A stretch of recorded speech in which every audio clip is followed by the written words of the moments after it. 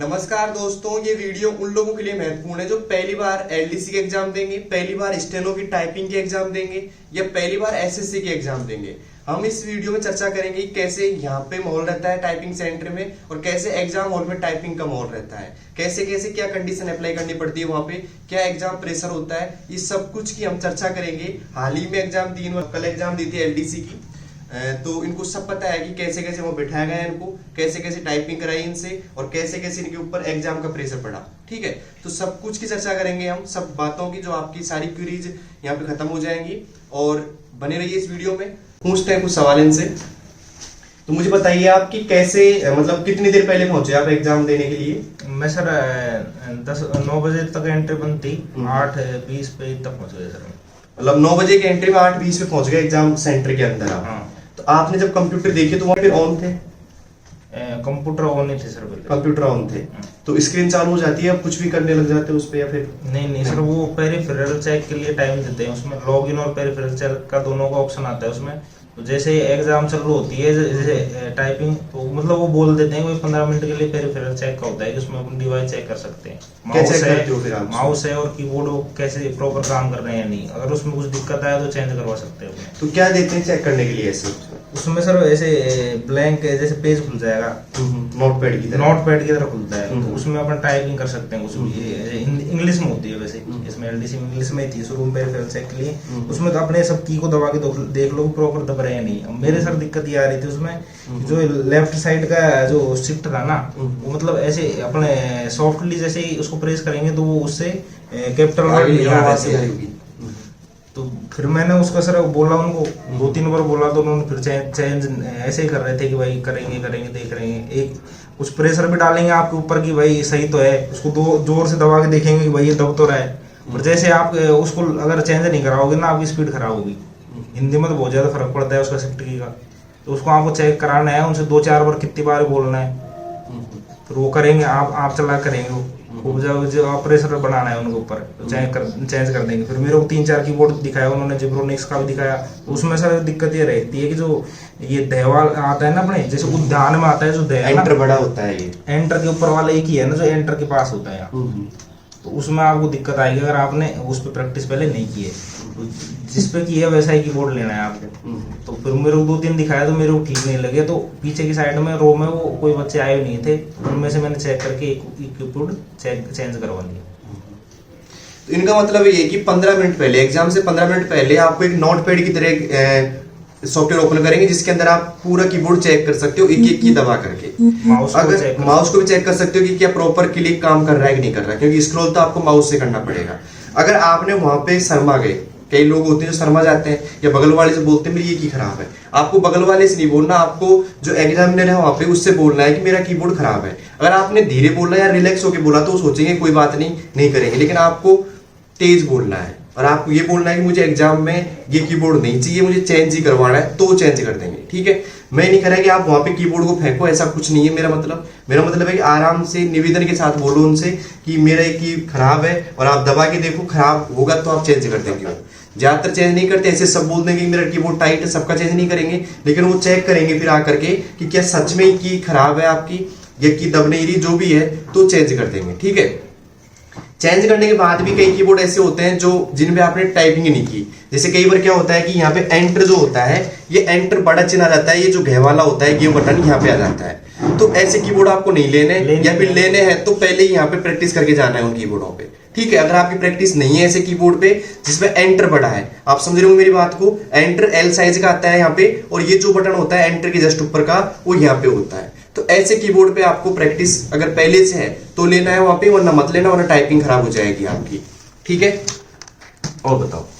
उसके बाद में 3 मिनट का ऐसे प्रैक्टिस के लिए चालू होता है उसमें, मतलब 15 मिनट का पहले होता है। हाँ। और फिर 3 मिनट का होता है, 3 मिनट का फिर इंग्लिश के लिए अलग से चालू हुआ। उसमें अपने टाइपिंग के लिए 4-5 लाइनें आएंगी, उसको नीचे अपन टाइप कर सकते हैं, कितनी बार करो। फिर वो इंग्लिश के लिए अलग से, हाँ, मतलब एग्जाम से 3 मिनट में सर उसका था 10-12 मिनट का कुछ था ना, मतलब 15 मिनट का हिंदी का आता है, 15 मिनट का चेक का, अच्छा पेरिफेरल, और 15 मिनट का फिर लगभग इंग्लिश का आता है। तो थोड़ा टाइम मिलता है, फिर उसको टाइप करके अपने थोड़ा हाथ को बैठा लो, ऐसे चल रहे हैं अपने काम कर रहे हैं। और उसके बाद में फिर थोड़ा टाइम तक वो लोडिंग होता रहता है।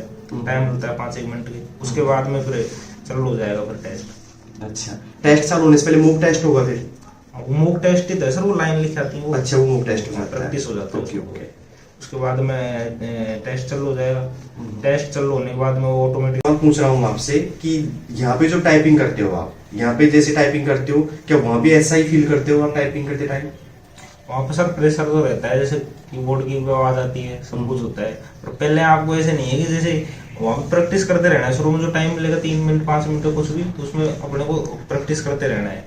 बैठ जाओगे तो फिर आपको थोड़ा प्रेशर ज्यादा फील होगा। मैंने ज्यादा ध्यान मेरा कहीं गया नहीं, वो टाइपिंग करता रहा, फिर थोड़ी देर वो चलता रहा लोडिंग का, और उसके बाद में चालू हो गया, तो मेरा कहीं और ध्यान गया नहीं। फिर शुरू में आपको धीरे धीरे से करना है टाइपिंग, 1-2 लाइन है जो स्लो ही करो, उसके बाद में धीरे धीरे आपकी स्पीड इंक्रीज हो जाएगी ऑटोमेटिक।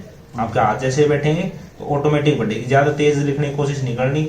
और वहां पे अपन को यहाँ पे तो ऐसा थोड़ा प्रेशर नहीं रहता, तो वर्ड अपने 1-2 गलती को रहता है, सोच रहे हैं भाई स्पीड में लिख लो। वहां थोड़ा ऐसा होता है कि भाई सही सही वर्ड लिखो, गलत ना लिखा गए जाते, जितने भी लिखा गए सही लिखा गए। और आप स्किप भी कर सकते हो, एलडीसी में स्किप ऑप्शन है, तो आप वर्ड को जैसा आपको बड़ा लग रहा है तो उसको स्किप भी कर सकते हो लास्ट में। शुरू में तो लगभग फिर 5 मिनट तक पूरे शब्द लिखने की कोशिश करो। उसके बाद में अगर आपको लग रहा है कि बड़ा यार मेरा टाइम खत्म होने वाला, पूरा पैराग्राफ नहीं लिखा गएगा, तो आप स्किप करना चालू कर सकते हो। लास्ट में छोटे छोटे शब्द लिख दो जाए। अच्छा, इनका मतलब ये है कि आपको टाइपिंग जो करनी है ना वहाँ पे, वो स्लो से फास्ट करनी है। ये नहीं कि एकदम फास्ट करने लगे टाइपिंग और फिर टाइपिंग बिगड़ सकती है। ऐसे आपको धीरे धीरे टाइपिंग करनी है, लगभग 1 मिनट के लिए आपको एकदम स्लो करनी है, जिससे आपकी उंगली बैठ जाए, आपका हाथ बैठ जाए और आपको एक पॉजिटिव फील हो कि मैं कंफर्टेबल हो चुका हूँ इस कीबोर्ड के ऊपर। उसके बाद में आपको खींचना है, ठीक है। और लगभग 5 मिनट तक तो इतना करना है कि आपको धीरे धीरे करना है, ज्यादा तेज नहीं। लास्ट के 5 मिनट में आप खींचो। ये सर किसी और की स्ट्रेटेजी कुछ और हो सकती है, और जैसे अपन ने इधर प्रैक्टिस किया ना वैसा ही उधर अप्लाई करना है। कुछ और अगर अपन ने एक्सपेरिमेंट किया ना तो फिर खराब होगी टाइपिंग। अच्छा, तो उधर सर एक बार अगर गलत अक्षर लिखा आ गए ना, तो फिर सर टेंशन हो जाती है फिर कि भाई अपने गलत होने लग गई है। जैसे आप यहाँ पे करते हो टाइपिंग एग्जाम सेंटर पे, मतलब जो टाइपिंग सेंटर पे, उसी को आपको अप्लाई करना है एग्जाम सेंटर पे। ये नहीं कि वहां पे अलग तरीके से कर रहे हो कुछ और यहाँ पे अलग तरीके से करके गए थे, ऐसा नहीं। और एक बात और, क्या कोई बंदा एकांत में टाइपिंग करता है घर में और वो टाइपिंग सेंटर ज्वाइन नहीं करता, तो क्या उसका कोई प्रभाव पड़ेगा उसके ऊपर? प्रभाव पड़ सकता है सर। वहाँ पे कीबोर्ड की आवाज भी आती है, बगल बगल में बंदे बैठे रहते हैं, तो अगर आप सेंटर पर करो तो बेटर रहता है। ठीक है, तो मेरा मतलब ये था कि अगर आप घर में टाइपिंग कर रहे हो और बंद कमरे में टाइपिंग कर रहे हो, तो वहां पे ये प्रभाव पड़ सकता है कि वहां पे टाइपिंग की आवाज ज्यादा आएगी, जिससे आप डिस्टर्ब हो सकते हो। तो अभी से आपको सलाह है कि अगर आप कोई आगामी भर्तियों की तैयारी कर रहे हो, जैसे स्टेनो की तैयारी करने स्टार्ट किया आपने और पहली बार कर रहे हो, पहले तो खैर दीदी बच्चों को तो अलग बात है, जो पहली बार तैयारी कर रहे हैं स्टेनो की, उनसे ये गुजारिश है कि वो टाइपिंग सेंटर ज्वाइन कर ले।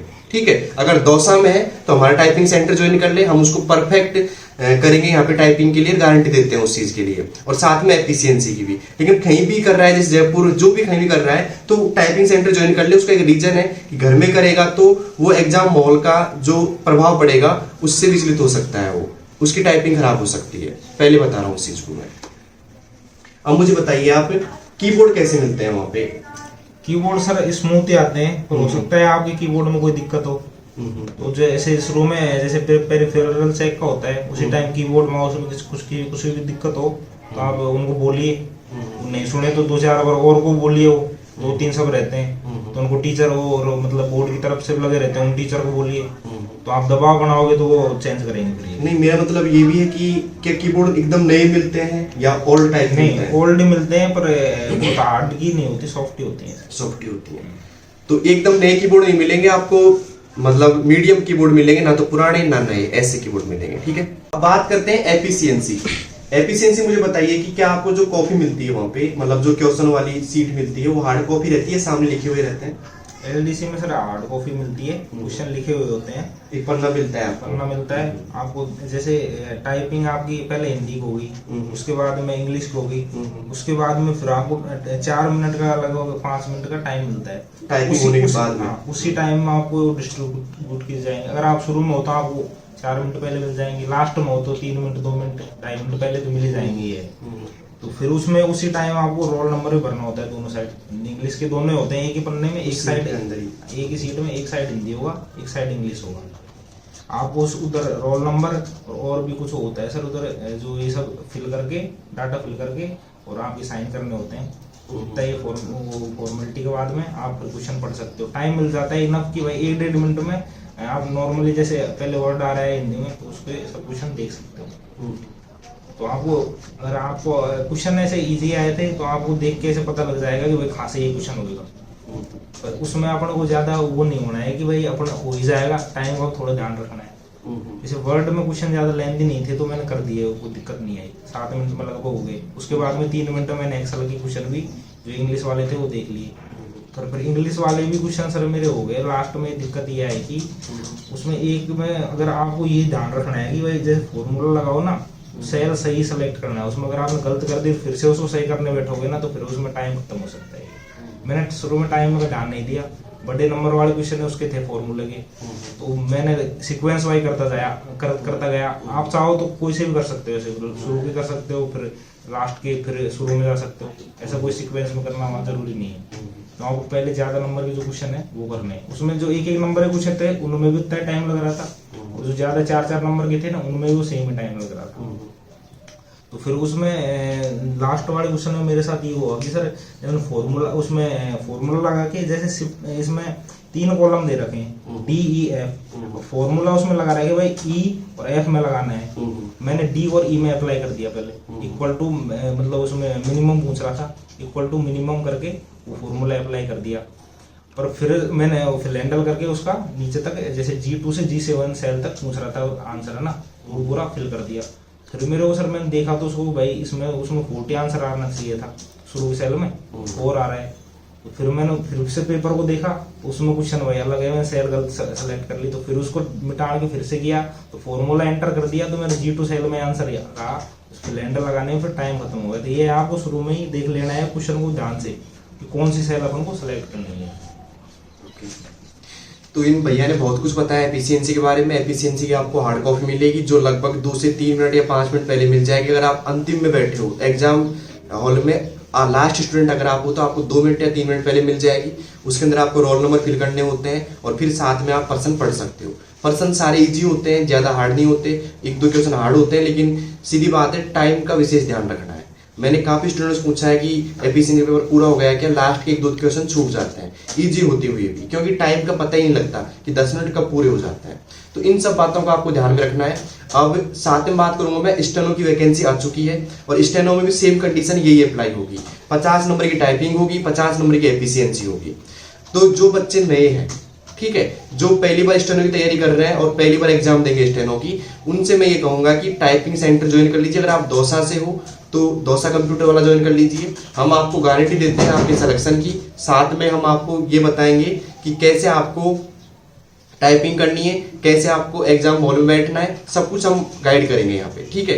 तो तैयारी में लग जाओ और साथ में एफिशिएंसी की तैयारी हम बेस्ट तरीके से करवाते हैं और बेस्ट क्वेश्चन करवाएंगे। और एक बात और, अभी तक तो वर्ड आया था, हो सकता है स्टेनो में भी अब की बार एक्सेल इंक्लूड हो जाए, क्योंकि एलडीसी में इंक्लूड हो गया तो हो सकता है कि स्टेनो में भी हो जाए, तो आपको एक्सेल भी पढ़ना है दोस्तों, ठीक है। तो इन्हीं सब बातों को हम विराम देते हैं यहीं पे और मिलते हैं नेक्स्ट वीडियो में। कैसी लगी वीडियो, अच्छी लगी तो उन सब बच्चों के पास भेज दीजिए जो पहली बार टाइपिंग की तैयारी करेंगे, चाहे वो एसएससी वाला हो, चाहे एलडीसी वाला हो, चाहे स्टेनो वाला हो, कोई भी बच्चा हो, सबके पास आप भेज दीजिए इसको, जिससे उनको ये पता लग जाए कि एग्जाम सेंटर में कैसा माहौल होता है और कैसे एग्जाम टाइपिंग सेंटर में और एग्जाम सेंटर में फर्क होता है, कैसे प्रेशर होता है, कैसे प्रेशर को हैंडल करना पड़ता है, कैसे टाइपिंग स्टार्ट करनी चाहिए, सब कुछ इस वीडियो में मैंने बताया अच्छे से। अगर आपको अच्छी लगी तो लाइक कर दीजिएगा, कमेंट जरूर करके बताइए और बेस्ट ऑफ लक।